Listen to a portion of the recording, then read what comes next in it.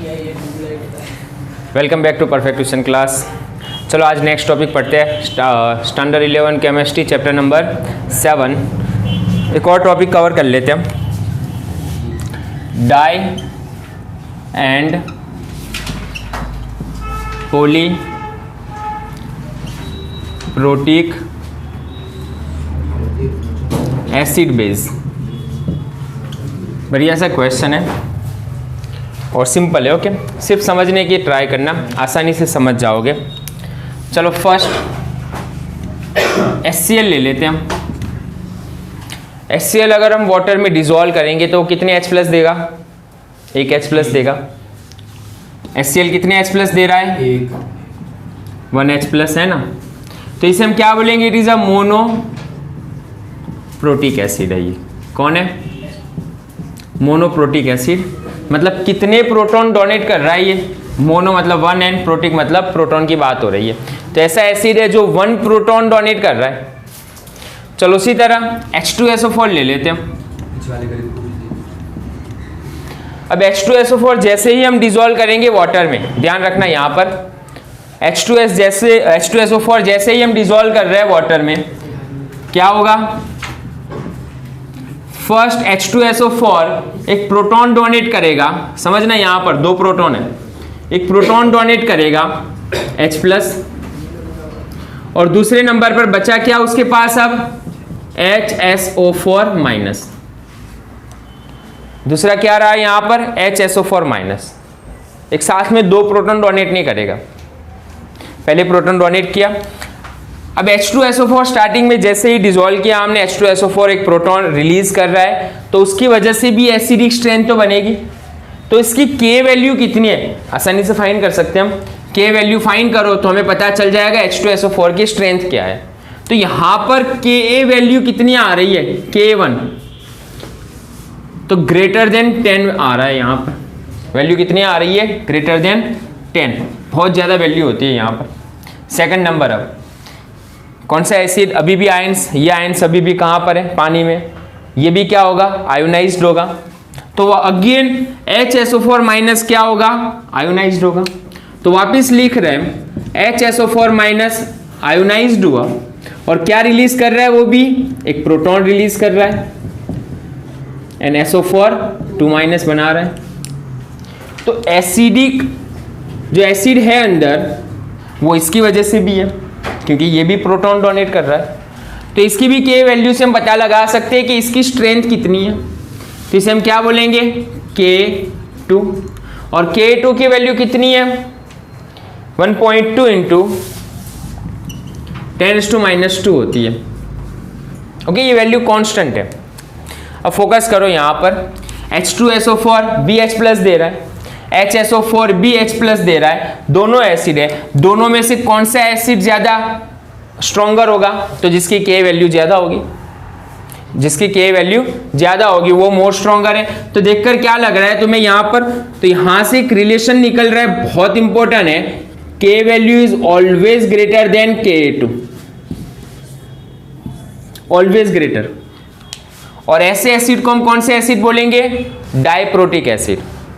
चलो ये HCl में तो कोई प्रॉब्लम नहीं है, लेकिन जब हम डाइप्रोटिक एसिड की बात कर रहे हैं, जब वो 2 प्रोटॉन दे रहा है, दोनों प्रोटॉन एक साथ में नहीं देगा, पहले एक प्रोटॉन दिया फिर उसके बाद दूसरा प्रोटॉन दिया। तो फर्स्ट जो प्रोटॉन दे रहा है उसके लिए हम K1 निकालेंगे, सेकंड जो प्रोटॉन दे रहा है उसके लिए हम K2 निकालेंगे।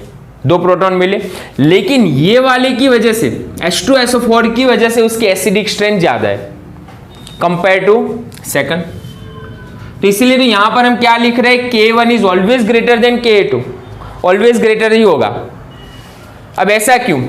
ये H+, ये भी 1 H+ दे रहा है, समझना, ये भी H+ दे रहा है, लेकिन ये इजीली H+ दे रहा है, जबकि ये इतने आसानी से H+ नहीं दे रहा, HSO4-। क्या रीजन होगा? तो यहां पर कौन सा चार्ज है? Negative charge ion.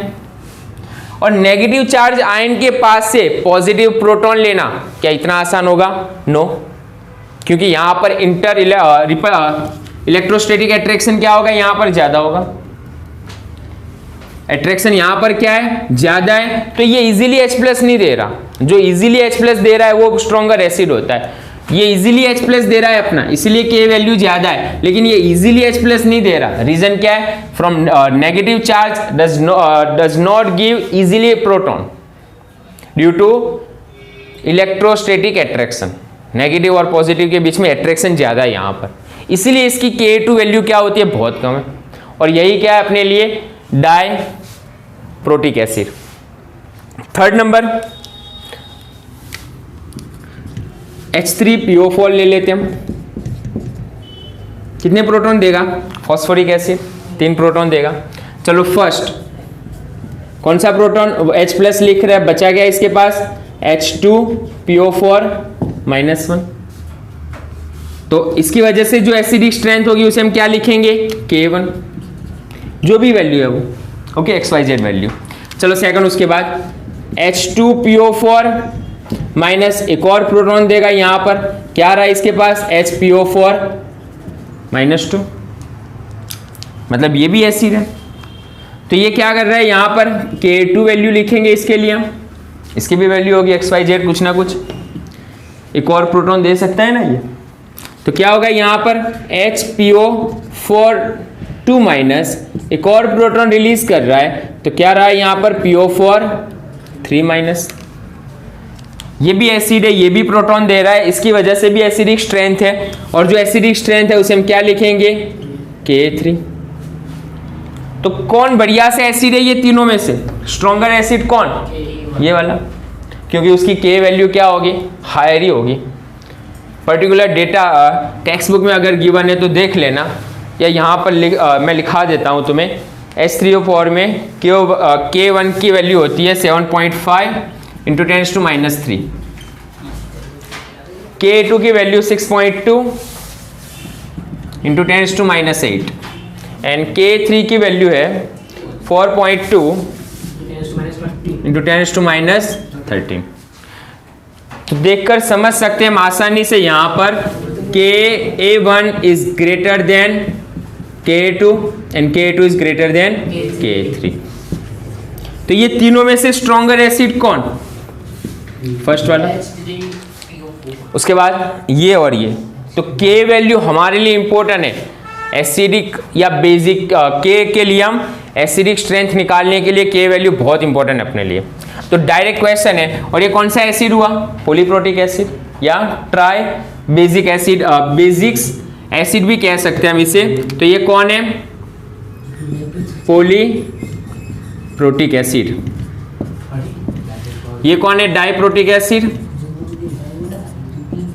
और ये मोनोप्रोटिक एसिड। तो 3 एग्जाम्पल है। यहां पर हमें यही समझना था कि प्रोटॉन कितने मिलेंगे, और दूसरे नंबर पर किसकी वजह से स्ट्रेंथ ज्यादा है, किसकी वजह से जो एसिडिक नेचर है वो ज्यादा होता है। तो ऑलवेज फर्स्ट वाला ही होगा। एक और क्वेश्चन यहां पर छोड़ देता हूं मैं तुम्हारे लिए। एक H2CO3 है एंड एक SCO3 माइनस है।